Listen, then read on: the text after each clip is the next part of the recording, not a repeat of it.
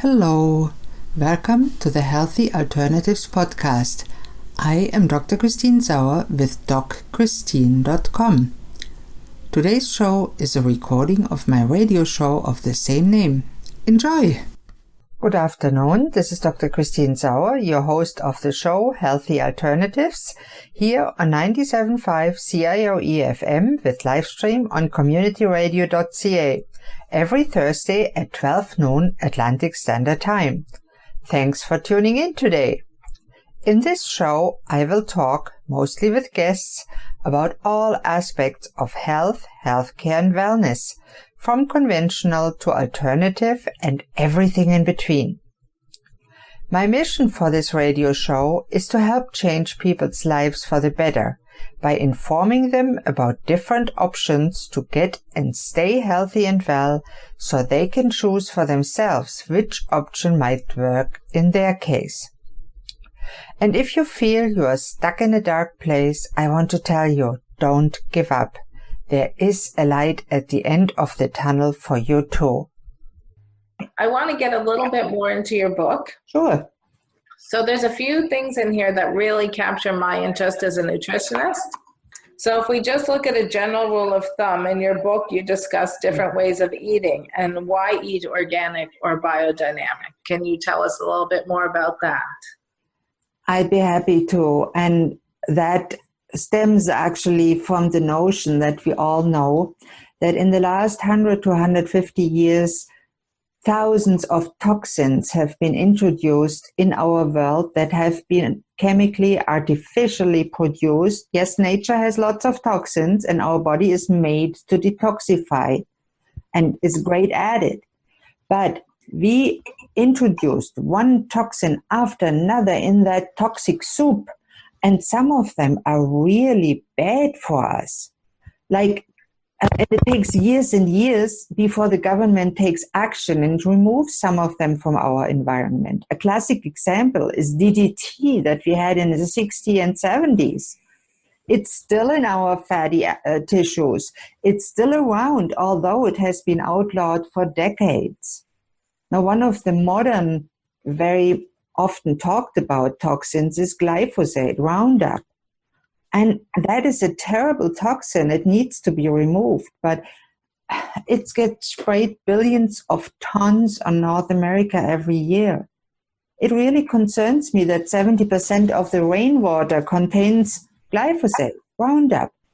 We can't even have our own garden without toxins because they rain on us, they're in the rainwater, they are everywhere now. If you eat conventional food, though, your toxin exposure is way higher.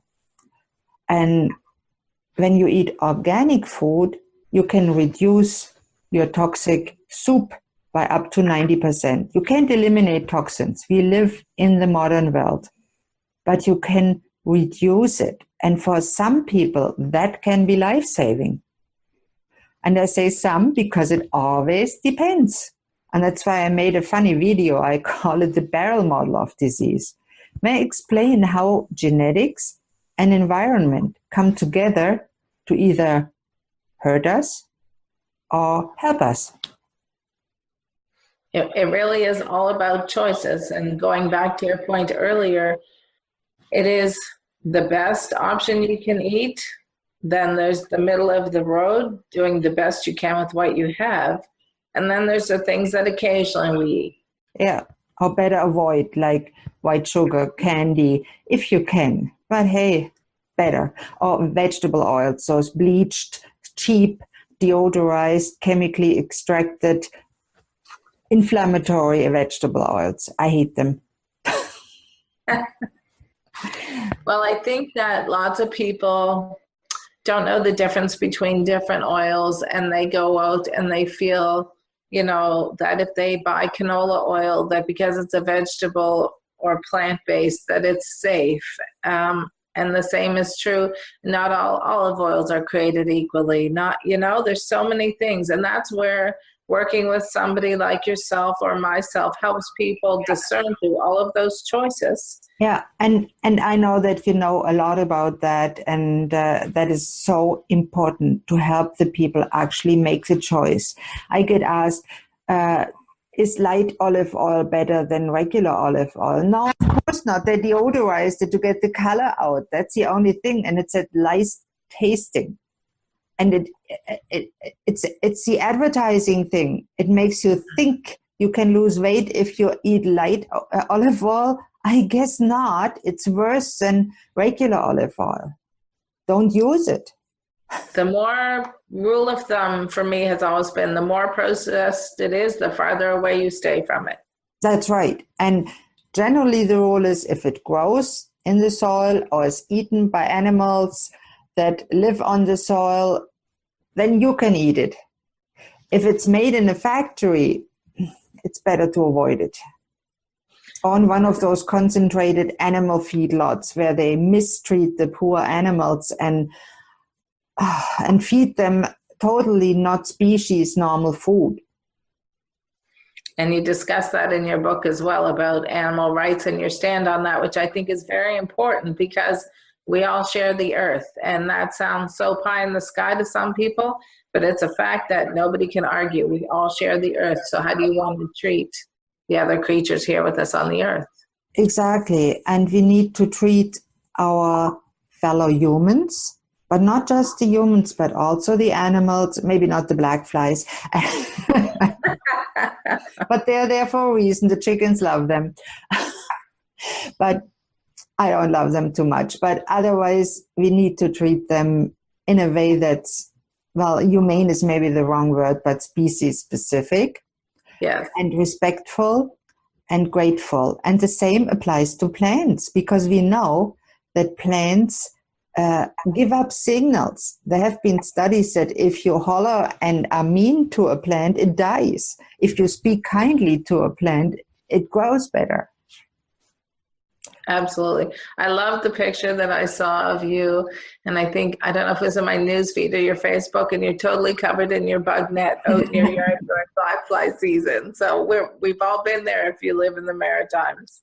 Absolutely. And I had a friend from Germany asked me, that's originally from, is that kind of a cult you have there? And I said, no, that's black flies, those little pesky flies, and they actually sting. They don't have them in Germany, luckily.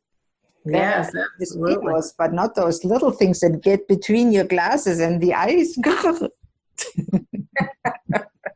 But I love those jackets. Yes, absolutely. So you also talk about food preparation and processing and how it affects the nutrients in your food. Can you expand on that? That's actually very interesting. And some processing is sometimes beneficial, but if we do it ourselves, it's a very big difference if you have a package of Kraft dinner and warm that up, or if you cook yourself some, for example, zucchini noodles and make your tomato sauce. For tomatoes, if you eat them raw, it's okay. But if you boil them, the lycopene content actually increases and gets better absorbable.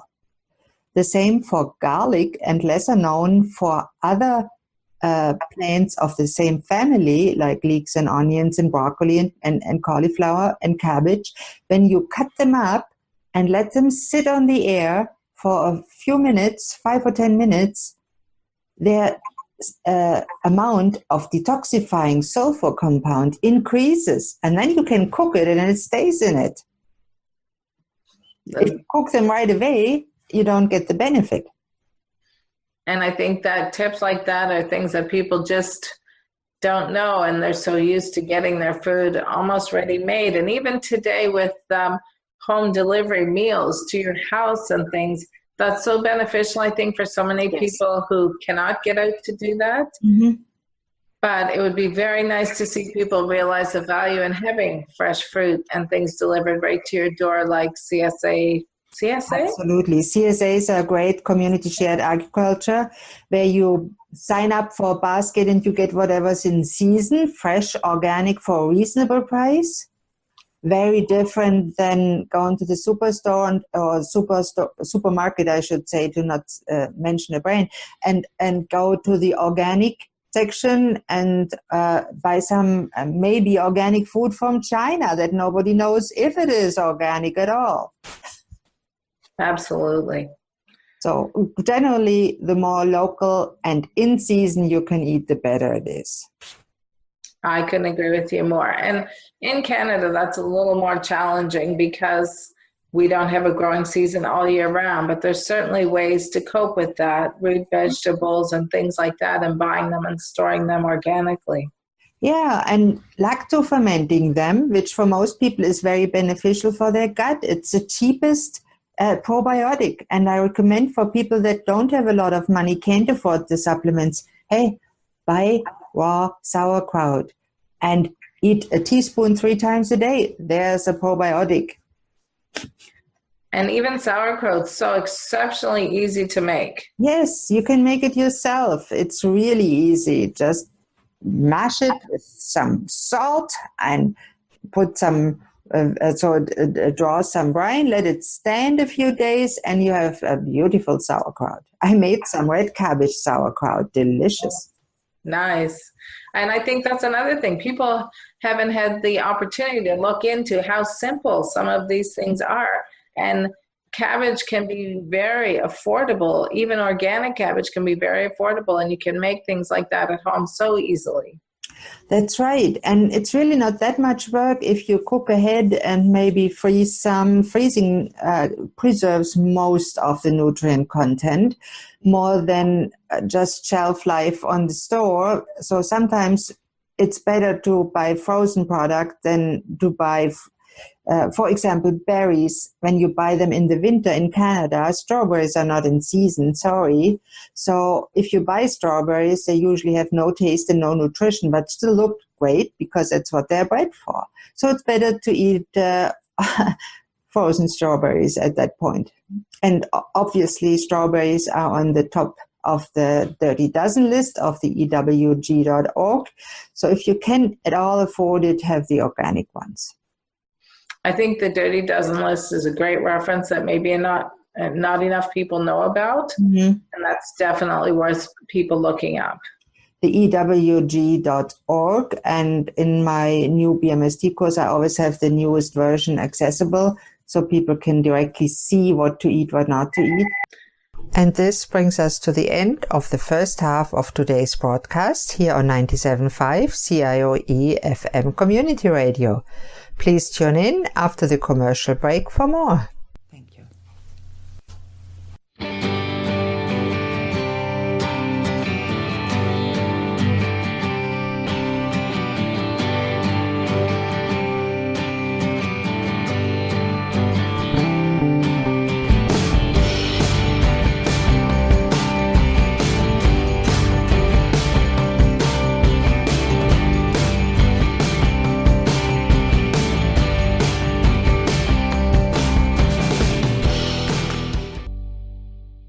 Hello and welcome back to Healthy Alternatives here on 97.5 CIOE FM or on the web at communityradio.ca.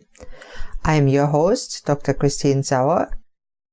So a lot of people don't know about the Dirty Dozen resource. Can you tell us a little bit more about that? Yeah, the EWG.org,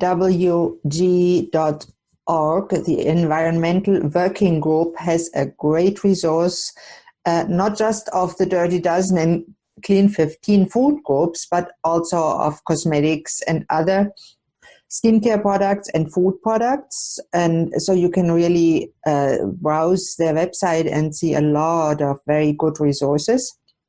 And the Dirty Dozen is a list of the foods for a year that have been found in the past year to be the most contaminated with pesticides and herbicides, whereas the Clean 15, those are foods that are the least contaminated. So if you can't afford to buy all your food organic, the ones on the Clean 15 list are usually the first to buy non-organic.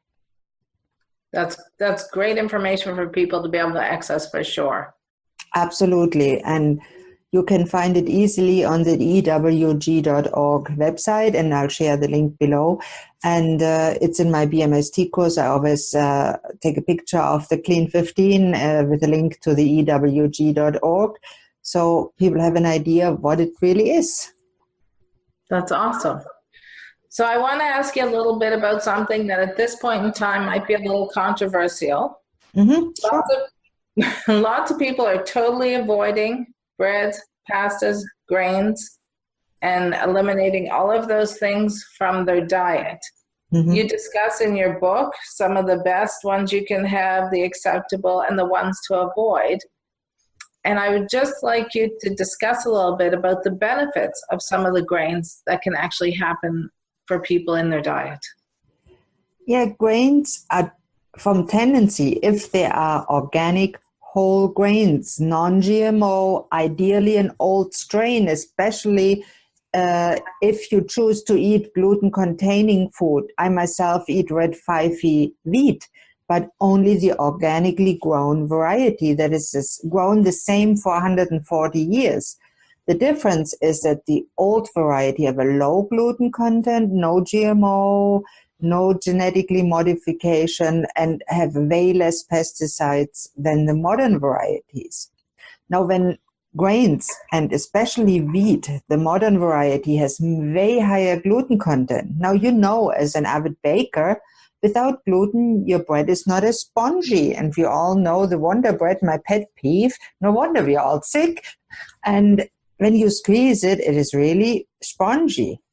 That's not normal. There's a great book, actually. I have it as an audiobook. It's called Folks, This Ain't Normal. The best audiobook I ever heard. Who is that by? It's a farmer from the States. It's an organic and biodynamic farmer. And he talks about very funny, actually, very entertaining and good content about what's not normal nowadays. And he goes into it. He doesn't hold back.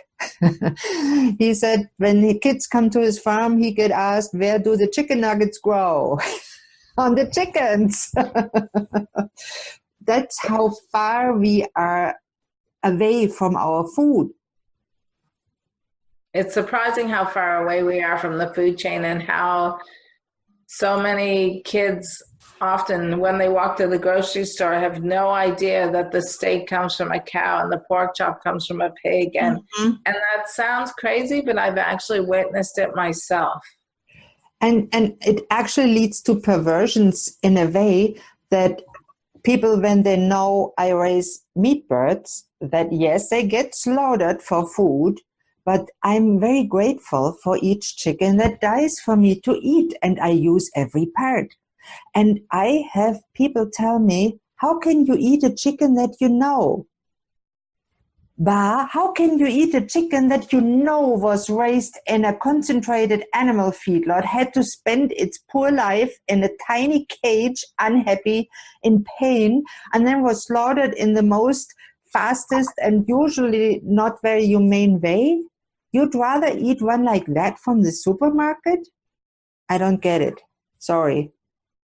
I agree, but you and I both raise chickens for eggs and for meat. So because we know that it's normal to have some animal food. It's not normal to have a steak every day.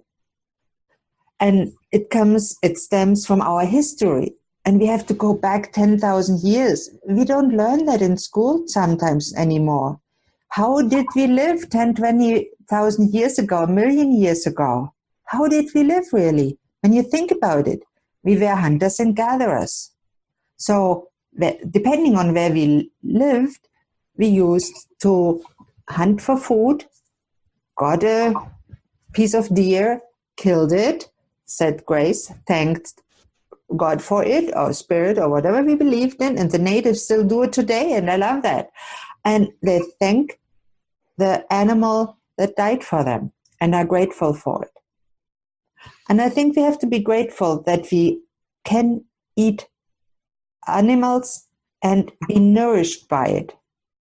But if you just wolf it down and get fat from it and sick from it, and the animal wasn't raised properly, it's not right.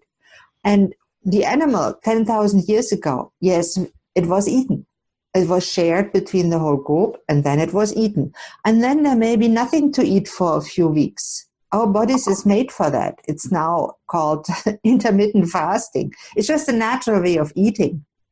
If you don't have food, you don't eat. It's not a big deal. We now think we have to have 6 small meals a day. Now, what a crap is that? If you don't feel like eating, if you're not hungry, we shouldn't eat. And years ago, when we couldn't hunt, when we didn't find a deer, what did we do? We dug out roots, we looked for berries, we ate leaves here, we ate later grains when we found them. In some cultures, grains were part of the culture for longer. And then when you go back and go for the research, early research in the 20th century, all cultures ate some animal protein, be it maggots, insects, eggs, blood for the Maasai. All in cultures ate some animal products, not as much as we do now. And I think that's the difference, because we tend to, as a society, especially in North America, eat too many things to excess. And meat is one of those things. Mm-hmm. And that has led to huge feedlots, because people are eating steaks every night and pork chops every night.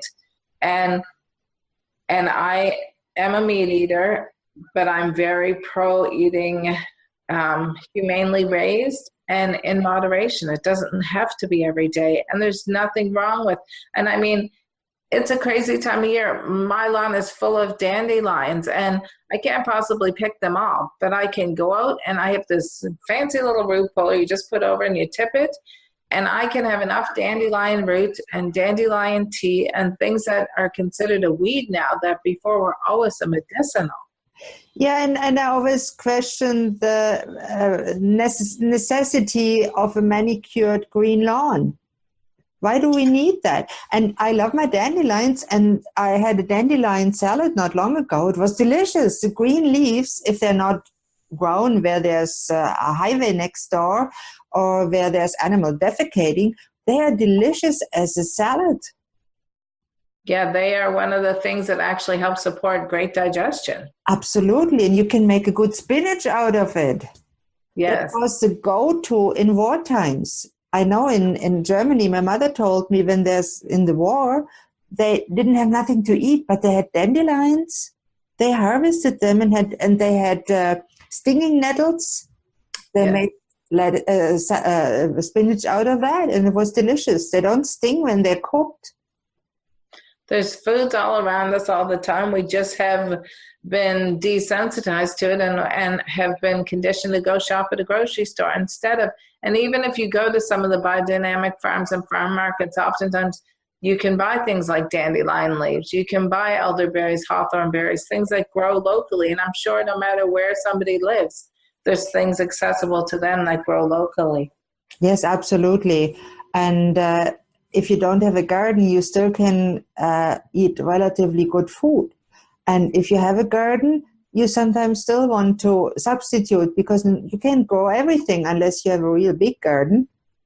And I focus on the green leafy greens because they tend to be the most expensive when you buy them organically.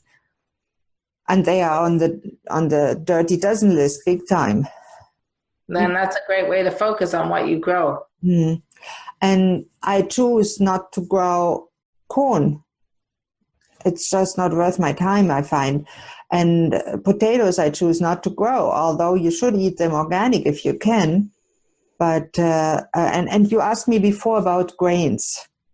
Let's go a little bit more into that. And I made a little video about it. It's a fun video. I said it's not the gluten's fault, and it isn't. It is the processing and the toxins that ruin our gut and make us gluten sensitive. So many of us now are gluten sensitive. Now, do they have to avoid gluten generally forever? Not necessarily. Some do, some don't. When the gut is fixed, some can introduce some of the foods in a natural form.